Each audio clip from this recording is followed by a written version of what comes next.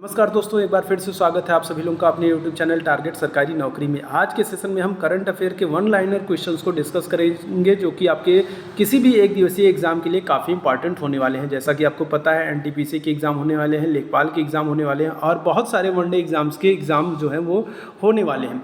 तो उन सभी एग्जाम्स के लिए आज का जो करंट अफेयर का वन लाइनर सेशन होगा काफ़ी इंपॉर्टेंट होने वाला है। तो चलिए शुरू करते हैं आज का सेशन। सबसे पहले बात करते हैं देवा सहायम पिल्लई की। तो ध्यान रखिएगा, ये पहले भारतीय बन गए हैं जिनको संत की उपाधि प्रदान की जाएगी। देवा सहायम पिल्लई पहले भारतीय बन गए हैं जिनको संत की उपाधि प्रदान की जाएगी। अब क्योंकि ये पहले व्यक्ति हैं इसलिए अपने आप में इंपॉर्टेंट प्रश्न बन जाता है। आगे बढ़ते हैं, बात करेंगे यहाँ पर नोबेल पुरस्कारों की। वैसे तो नोबेल पुरस्कारों की बात करें तो नोबेल पुरस्कार जो है ये 6 क्षेत्रों में दिया जाता है, लेकिन क्योंकि यहाँ पर ये 3 बहुत ही इंपॉर्टेंट क्षेत्र हैं जहाँ से सबसे ज़्यादा प्रश्न पूछे जाते हैं, इसलिए इस सेशन में मैंने इन्हीं 3 को शामिल किया है। तो यहाँ पर बात करेंगे 2021 का साहित्य का नोबेल पुरस्कार जो है ये अब्दुल रज्जाक गुरनाह को दिया गया है। 2021 का शांति का नोबेल पुरस्कार जो है मारिया रेसा एम दिमित्री मुराटोव को दिया गया है। और 2021 का चिकित्सा का नोबेल पुरस्कार जो है डेविड जूलियस एवं आर्डेम पटपोटियन को दिया गया है। तो ये 3 ध्यान रखिएगा, एग्जाम में ये 3 सबसे ज़्यादा पूछे जाते हैं, इसीलिए मैंने इन तीनों पर ज़्यादा जोर दिया है, इन्हीं 3 को शामिल किया है ताकि ये आपको आसानी से याद हो सकें। 2021 का साहित्य का नोबेल पुरस्कार अब्दुल रज्जाक गुरनाह, 2021 का शांति का नोबेल पुरस्कार मारिया रेसा एम दिमित्री मुराटोव और 2021 का चिकित्सा का नोबेल पुरस्कार डेविड जूलियस एवं आर्डेम पटपोटियन को दिया गया है। अंतर्राष्ट्रीय सौर गठबंधन की बात करें तो यहाँ पर ध्यान रखिएगा, बहुत ही इंपॉर्टेंट प्रश्न है। अंतर्राष्ट्रीय सौर गठबंधन जो है इसका 101वां सदस्य देश अमेरिका बना है। ठीक है, ध्यान रखिएगा 101वां सदस्य देश अमेरिका बना है। और अगर 102वां सदस्य देश की बात करें तो एंटीगुआ और बारमूडा बना है। ठीक है, तो यहाँ पर आपको दोनों को ध्यान रखने की जरूरत है। 101वां सदस्य देश जो है वो अमेरिका बन गया है और 102वां सदस्य देश की बात करें तो ये आपका एंटीगुआ और बारमूडा बन गया है। काफ़ी इंपॉर्टेंट प्रश्न है। अब आपके लिए एक कमेंट में एक क्वेश्चन है, आपको इसका आंसर कमेंट बॉक्स में देना है कि अंतर्राष्ट्रीय सौर गठबंधन जो है इसकी स्थापना कब हुई है। ठीक है, इसकी स्थापना कब हुई है और इसका मुख्यालय कहाँ है, इसका आंसर आप कमेंट बॉक्स में हमको दीजिएगा। ठीक है, तो अंतर्राष्ट्रीय सौर गठबंधन की स्थापना कब हुई है और मुख्यालय कहाँ है, इसका आंसर आप हमें दीजिएगा। यहाँ पर ध्यान देने वाली बात यह है कि अंतर्राष्ट्रीय सौर गठबंधन जो है इसका 101वां सदस्य देश अमेरिका बन गया है और 102वां देश एंटीगुआ और बारमूडा बन गया है। COP26 जलवायु परिवर्तन सम्मेलन की बात करें, COP26 जो ये जलवायु परिवर्तन सम्मेलन है ये ग्लासगो स्कॉटलैंड में होगा। वहीं अगर COP27 की बात करें तो ये मिस्र में होगा और COP28 की बात करें तो ये संयुक्त अरब अमीरात में होगा। आज का जो सेशन है इसमें हमने करंट अफेयर के बहुत ही अच्छे और बहुत ही इंपॉर्टेंट क्वेश्चंस को शामिल किया है और आप पूरे सेशन में बने रहेंगे तो आप खुद अंदाज़ा लगा पाएंगे कि कितने इंपॉर्टेंट प्रश्न आज आप देखने को आपको मिलेगा। तो लास्ट तक वीडियो को ज़रूर देखिएगा। चलिए आगे बढ़ते हैं, यहाँ पर बात कर लेते हैं उत्तर प्रदेश सरकार की। तो उत्तर प्रदेश सरकार का जो ये 2021-22 का बजट है, ठीक है, तो यहाँ पर ध्यान रखिएगा 550,270.78 करोड़ रुपए का ये बजट है।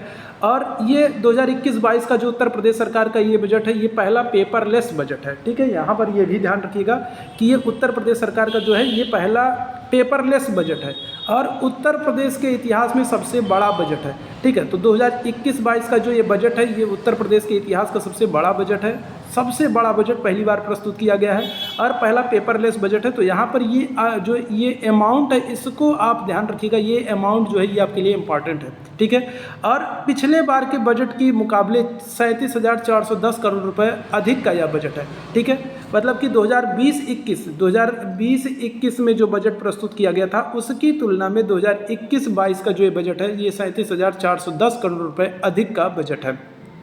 चलिए आगे बढ़ते हैं। उत्तर प्रदेश के मेरठ जिले में मेजर ध्यानचंद के नाम पर खेल विश्वविद्यालय का निर्माण किया जा रहा है। तो काफ़ी इंपॉर्टेंट प्रश्न है, इसको ध्यान रखिएगा। मेजर ध्यानचंद, ठीक है, मेजर ध्यानचंद के नाम पर खेल विश्वविद्यालय का निर्माण जो है ये उत्तर प्रदेश के मेरठ जिले में किया जा रहा है।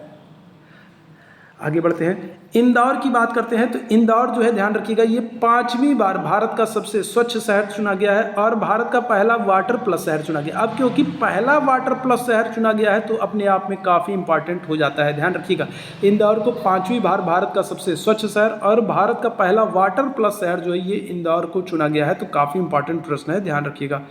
100% जैविक ऑर्गेनिक कृषि क्षेत्र बनने वाला पहला केंद्र शासित प्रदेश। पहले केंद्र शासित प्रदेश की बात करें तो ये लक्षद्वीप बन गया है। 100% जैविक ऑर्गेनिक कृषि क्षेत्र बनने वाला देश का पहला केंद्र शासित प्रदेश लक्षद्वीप बन गया है। वहीं अगर 2016 में बात करें तो सिक्किम जो है ये भारत का 100% जैविक राज्य बना था। तो ये दोनों आपको ध्यान रखिएगा, अगर राज्य की बात होगी तो सिक्किम होगा और अगर केंद्र शासित प्रदेश की बात होगी तो आपका लक्षद्वीप आंसर होगा। आगे बढ़ते हैं। चाचा चौधरी के बहुत सारे हमने जो है कार्टून्स देखे हैं और बहुत सारे जो है पत्रिकाएं जो हैं वो सारी चीज़ें पढ़ी हैं। तो अब यहाँ पर ध्यान रखिएगा, चाचा चौधरी जो हैं इनको नवंबर 2020 में नमामि गंगे परियोजना का ब्रांड एम्बेसडर बनाया गया है। नमामि गंगे परियोजना जो है ये गंगा को स्वच्छ निर्मल बनाने के उद्देश्य से जो है संबंधित है और अभी नमामि गंगे परियोजना का ब्रांड एम्बेसडर जो है ये चाचा चौधरी को बनाया गया है। भारत का पहला परमाणु मिसाइल ट्रैकिंग जहाज जो है ये INS ध्रुव है। तो ध्यान रखिएगा, भारत का पहला परमाणु मिसाइल ट्रैकिंग जहाज जो है ये INS ध्रुव है। ठीक है, तो ये INS ध्रुव जो है ये करेक्ट आंसर हो जाएगा। उत्तर प्रदेश के मिर्ज़ापुर क्षेत्र को लाल बलुआ पत्थर GI टैग दिया गया है। ठीक है, ध्यान रखिएगा, उत्तर प्रदेश का जो ये मिर्ज़ापुर क्षेत्र है यहाँ के लाल बलुआ पत्थर जो है इनको अभी GI टैग दिया गया है। तो ये अपने आप में उत्तर प्रदेश के एग्ज़ाम के लिए काफ़ी इंपॉर्टेंट है। हरि कुमार भारतीय नौसेना के प्रमुख बनाए गए हैं। ठीक है, ध्यान रखिएगा, हरि कुमार को भारतीय नौसेना का प्रमुख बनाया गया है। चलिए आगे बढ़ते हैं। उत्तर प्रदेश अनुसूचित जाति एवं जनजाति आयोग के अध्यक्ष अभी राम बाबू हरित बने हैं। उत्तर प्रदेश के अनुसूचित जाति एवं जनजाति आयोग का अध्यक्ष जो है राम बाबू हरित को बनाया गया है। आगे बढ़ते हैं। मेसी एवं अलेक्सिया, ध्यान रखिएगा, मेसी एवं अलेक्सिया को वर्ष 2021 सर्वश्रेष्ठ पुरुष एवं महिला खिलाड़ी चुना गया है। पुरुषों की बात करें तो पुरुषों में सर्वश्रेष्ठ खिलाड़ी जो है ये मेसी को, और सर्वश्रेष्ठ महिला खिलाड़ी की बात करें तो अलेक्सिया को 2021 सर्वश्रेष्ठ पुरुष एवं महिला खिलाड़ी चुना गया है। ठीक है, और मेसी और अलेक्सिया को बैलन डी ओर पुरस्कार, ये पुरस्कार का नाम है बैलन डी ओर पुरस्कार, ये पुरुष और महिला में मेसी और अलेक्सिया को प्रदान किया गया है। उत्तर प्रदेश अल्पसंख्यक आयोग के अध्यक्ष जो हैं ये अशरफ सैफी बने हैं। ठीक है, ध्यान रखिएगा, उत्तर प्रदेश अल्पसंख्यक आयोग के अध्यक्ष अशरफ सैफी बने हैं। उत्तर प्रदेश के गोरखपुर जिले में, ध्यान रखिएगा, गोरखपुर जिले में खाद कारखाने का निर्माण हो रहा है, एम्स का निर्माण हो रहा है और गोरखपुर में अशफाक उल्लाह खां प्राणी उद्यान बनाया जा रहा है। तो ये तीनों काम जो हैं वो गोरखपुर जिले में किए जा रहे हैं। खाद कारखाना बन रहा है, एम्स का निर्माण हो रहा है और अशफाक उल्लाह खां प्राणी उद्यान का निर्माण हो रहा है। उत्तर प्रदेश के पहले जनजातीय संग्रहालय की बात करें, पहला जनजातीय संग्रहालय जो है उत्तर प्रदेश का, ठीक है, ये उत्तर प्रदेश का जो पहला जनजातीय संग्रहालय है इसका निर्माण बलरामपुर में किया जा रहा है। तो बलरामपुर, ध्यान रखिएगा, उत्तर प्रदेश का पहला जनजातीय संग्रहालय बलरामपुर में बन रहा है। ठीक है, संजीव मेहता की बात करें तो इनको फिकी का नया अध्यक्ष बनाया गया है। ध्यान रखिएगा, काफ़ी इंपॉर्टेंट प्रश्न है ये, संजीव मेहता को फिकी का नया अध्यक्ष बनाया गया है। 2021 व्यास सम्मान की बात करें तो ध्यान रखिएगा, 2021 का जो व्यास सम्मान है ये असगर वजाहत को दिया गया है और इनकी रचना है महाबली। तो ये रचना को ध्यान रखिएगा, इंपॉर्टेंट है आपके लिए जो है 2021 का व्यास सम्मान असगर वजाहत को दिया गया है, इनकी रचना है महाबली। भारत के 71वें, 72वें और 73वें ये तीनों ग्रैंड मास्टर आपको याद रखने की जरूरत है। 71वें ग्रैंड मास्टर की बात करें तो संकल्प गुप्ता बने हैं, 72वें ग्रैंड मास्टर की बात करें तो मित्राब गुहा बने हैं और 73वें ग्रैंड मास्टर की बात करें तो भारत सुब्रमण्यम बने हैं। 2021 वर्ल्ड एथलीट अवार्ड 2021 में वीमेन ऑफ द ईयर का पुरस्कार जो है अंजू बॉबी जॉर्ज को दिया गया है। काफ़ी इंपॉर्टेंट प्रश्न है, ध्यान रखिएगा, 2021 में वर्ल्ड एथलीट अवार्ड 2021 में वीमेन ऑफ द ईयर का जो पुरस्कार है ये अंजू बॉबी जॉर्ज को दिया गया है। बात करते हैं G20 सम्मेलन की, तो ध्यान रखिएगा 2021 में G20 सम्मेलन जो है ये इटली में हुआ है। 2022 में G20 सम्मेलन की बात करें इंडोनेशिया में हुआ है और अगले वर्ष G20 का जो 2023 का सम्मेलन होगा वो भारत में होगा। तो ये 2022 और 23 आपके लिए इंपॉर्टेंट है, लेकिन आप तीनों को ध्यान रखिएगा, तीनों को 2021, 22 और 23, क्योंकि एग्ज़ाम जो है वो पिछले 1-2 साल पुराने या पीछे बैक में जा कर के ही पूछे जा रहे हैं। तो 2021 में इटली में, 2022 में इंडोनेशिया में और 2023 में भारत में। तो ये तीनों G20 सम्मेलन आपको ध्यान रखने की आवश्यकता है। हॉर्नबिल महोत्सव कहाँ मनाया जाता है, तो ध्यान रखिएगा हॉर्नबिल महोत्सव जो है इसका आयोजन नागालैंड में किया गया है। तो नागालैंड हमारा करेक्ट आंसर हो जाएगा। विश्व मृदा दिवस 5 दिसंबर को मनाया जाता है। आगे बढ़ते हैं। हाल ही में एक रिपोर्ट के अनुसार भारत में 2024 तक 9 परमाणु रिएक्टर हो जाएंगे। तो यहाँ पर देखिए 2 तरीके से प्रश्न पूछा जा सकता है। एक तो ये वर्ष को लेकर के प्रश्न पूछा जा सकता है कि किस वर्ष तक भारत में 9 परमाणु रिएक्टर हो जाएंगे, और दूसरा ये प्रश्न पूछा जा सकता है कि 2024 तक भारत में कितने परमाणु रिएक्टर हो जाएंगे। तो रिएक्टरों की संख्या भी पूछी जा सकती है और आपसे वर्ष भी पूछा जा सकता है। तो दोनों चीज़ों को आपको फोकस करने की ज़रूरत है। फेडरेशन इंटरनेशनल हॉकी पुरुष हॉकी वर्ल्ड कप जो है ये 2021 जो है ये अर्जेंटीना ने जीता है। फेडरेशन इंटरनेशनल हॉकी, ठीक है, हॉकी वर्ल्ड कप जो है ये 2021 अर्जेंटीना ने जीता है। 29 अक्टूबर 2021 को भारत का पहला मानव युक्त महासागर मिशन समुद्रयान पृथ्वी विज्ञान मंत्रालय ने चेन्नई तट से लॉन्च किया है। मैंने हमेशा आपसे कहा है कि जब पहली बार कोई चीज़ होती है तो वो अपने आप में इम्पॉर्टेंट होती है। अब यहाँ ये भारत का पहला मानव युक्त महासागर मिशन है, भारत का पहला मिशन है, मानव युक्त महासागर मिशन है, तो ये अपने आप में इम्पॉर्टेंट है। आपको ध्यान रखने की जरूरत है कि इसको चेन्नई तट से लॉन्च किया गया है, ठीक है, ध्यान रखिएगा। भारत का पहला मानव युक्त महासागर मिशन समुद्रयान, ठीक है, समुद्रयान जो है इसको पृथ्वी विज्ञान मंत्रालय के द्वारा चेन्नई तट से लॉन्च किया गया है। एप्पल फेस्टिवल 2021 का उद्घाटन जम्मू एंड कश्मीर में किया गया है, ध्यान रखिएगा। एप्पल फेस्टिवल 2021 का उद्घाटन जम्मू एंड कश्मीर में।